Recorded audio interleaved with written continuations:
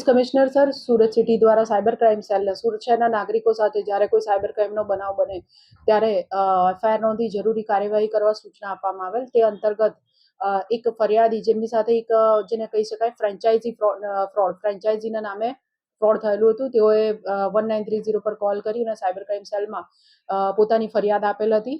જેની વિગત એવી છે કે ફરિયાદી જુડિયોની એક ફ્રેન્ચાઇઝી ખોલવા માંગતા હતા, સ્ટોર ખોલવા માંગતા હતા.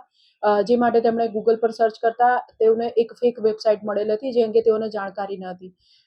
એ વેબસાઇટ ઉપર જે સંપર્ક હતો એની ઉપર તેમણે સંપર્ક કરતા Zudio help@trent franchisee -tata.com mail ID પર એમણે સંપર્ક સાધ્યો અને એ મારફતે ટાટાની ઝુડિયોનો સ્ટોર છે એની ફ્રેન્ચાઇઝી લેવા માટે તેમને જે સામેવાળા વ્યક્તિ છે તેમણે અલગ અલગ એકાઉન્ટોમાં પૈસા ટ્રાન્સફર કરાવ્યા.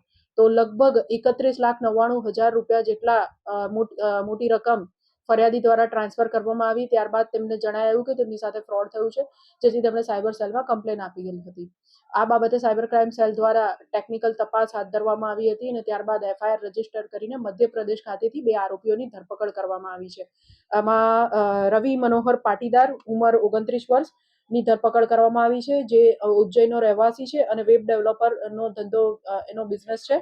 સદર આરોપી IT sector, web developing, digital marketing અને વેબ ડિઝાઇનિંગમાં સારું નોલેજ ધરાવે છે. સાથે સાથે ઉજ્જૈન ખાતે નેક્સન ટેક અને ડિજિટલ માર્કેટિંગ નામની સોફ્ટવેર કંપની પણ ચલાવે છે. આ આરોપી દ્વારા આ જે ફેક વેબસાઇટ છે એ અને ફેક ઈમેલ આઈડી વગેરે જનરેટ કરવામાં આવેલ હતું. આ આરોપી ઉપરાંત ઇન્દોર ખાતેથી પ્રશાંત મનોહરદાસ કસેરાની ધરપકડ કરવામાં આવેલ છે.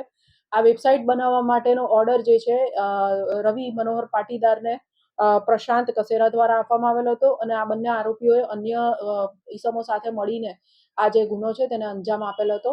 હાલ તેઓની ધરપકડ કરવામાં આવેલી છે અને આમની સાથે બીજા અન્ય ગુનેગારો કોણ સામેલ છે તે અંગે સાયબર ક્રાઇમ સેલ દ્વારા તપાસ કરવામાં આવી રહી છે.